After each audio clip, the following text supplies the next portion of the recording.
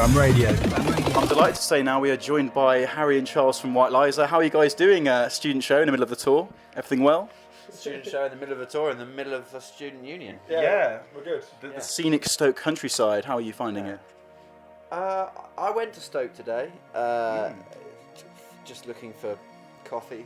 Yeah. And you find anything? I found it. I found coffee. Yeah. There wasn't too much around this campus, so I decided to kind of run away a bit. The pilgrimage yielded some fruits. Yeah, it did. Yeah. I have to say, guys, it's actually quite an exciting moment for me as well because I am a fan. Whether this will help the interview or not, I'll cast my mind back to 2008. I was sitting in my cousin's living room in Herefordshire, and To Lose My Life came on MTV, and I thought this is quite a good song. Nice. So, I mean, my first question is, how would you guys feel your sound has evolved back since then? The first album, I think we're 3 albums later now, aren't we? I think it's matured slightly.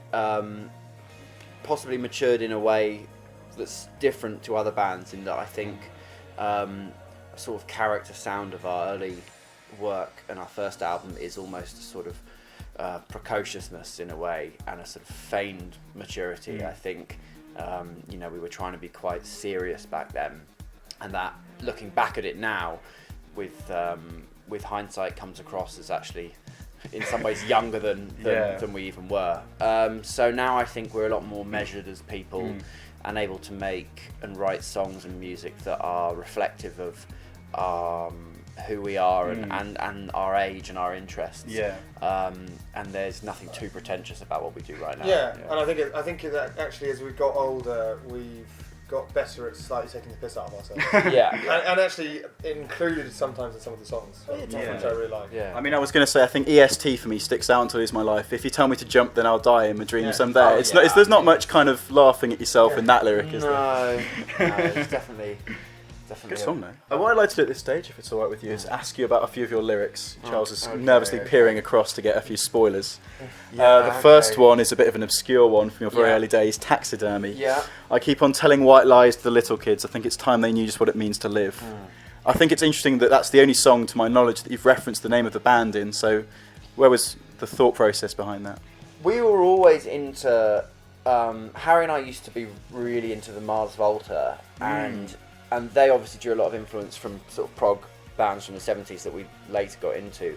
And there was a lot of that kind of, I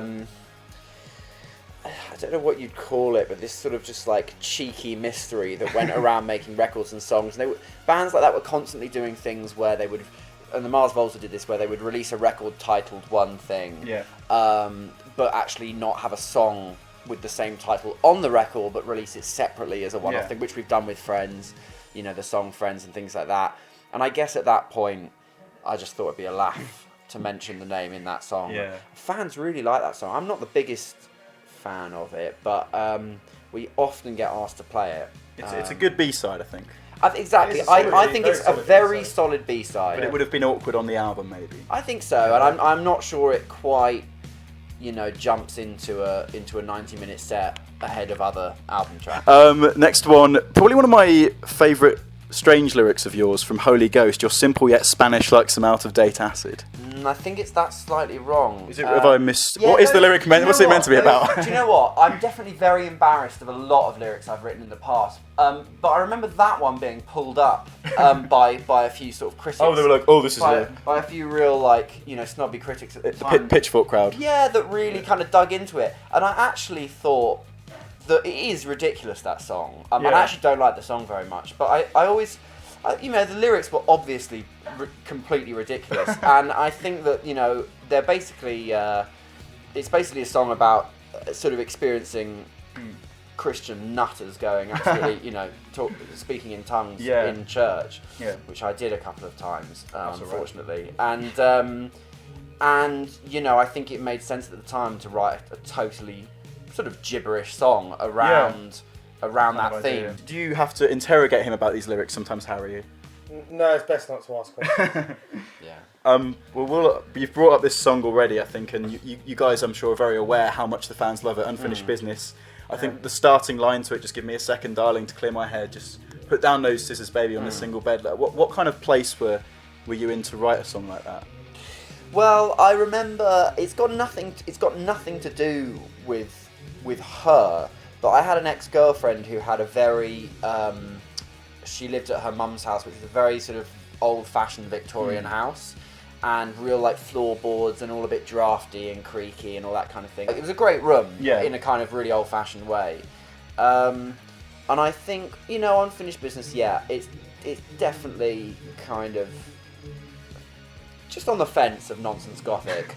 But it is good. But I think it's good. It's a good story. It feels like you've crafted a story around it. I think there's 2 songs on the album. The next lyric I'm going to ask you about is also on that album. You can probably guess which one it is, but it's a song that feels like it could be a movie in itself because it's very cinematic. Yeah, I think back then on the first record, I was definitely keen on trying to tell little condensed stories, almost a bit like sort of a flickering slideshow sort of thing. There was you know just little pieces of information that the listener puts together to make a story. And Harry sings in a very clear and uncluttered way, which really lends itself to being able to get things across.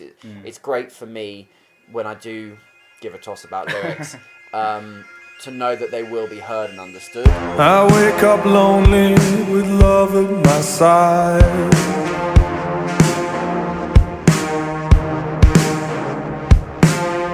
I wake up lonely and I don't know why.